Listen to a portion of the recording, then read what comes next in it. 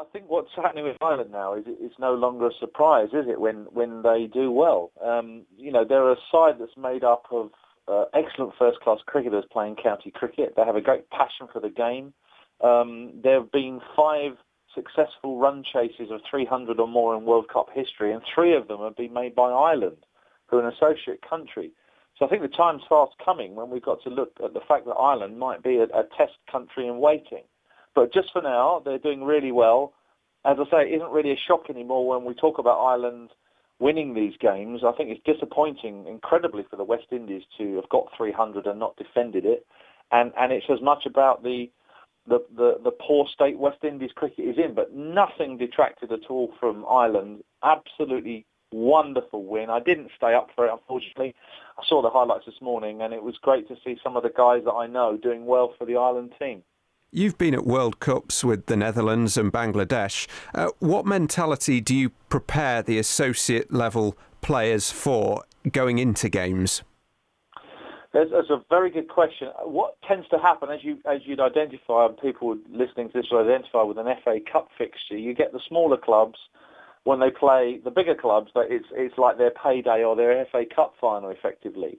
When you're with a side, an associate country, you look at the teams you're going to play against and say, look, realistically, where's our best chance of an upset or a win? Because you're not necessarily thinking we're going to win the group or we're going to get out of the group and make the quarter-final stage.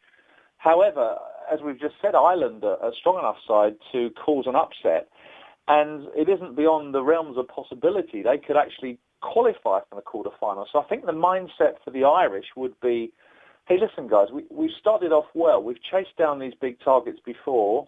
They beat, I think they beat England in the last World Cup, or they certainly got close. Yeah, I think they did beat England in the last World Cup. And a side like Ireland have so much passion for the game, there'll be no fear at all in their cricket. And Phil Simmons, the West Indies, ironically, who's the West Indies coach of their side, will just get the guys to believe in themselves. And it's one of those things, I think, that when you start off well in the World Cup, it gives you momentum. So who knows? They might get out of their group. Conversely, as a fast bowling coach yourself, you must have been tearing your hair out at the bowling that England produced at the end of the innings against Australia at the weekend. I don't think I've got a lot of hair, by the way, so it needs some tearing. But, this is not the first time, is it, that England have bowled badly at the end of an innings. It's their nemesis at the moment. It's the thing they can't seem to do at all. Apart from shouting at the television, why aren't you bowling Yorkers?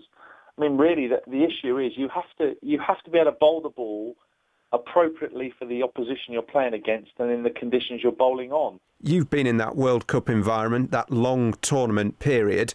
You're in David Saker's shoes now. You're in Peter Moore's shoes.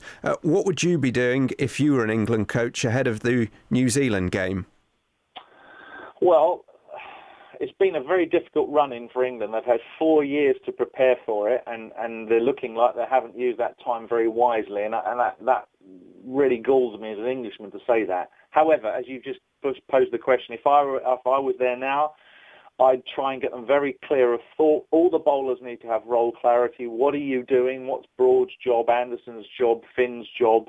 Whoever's been picked to bowl, what is their role? Stick to that role.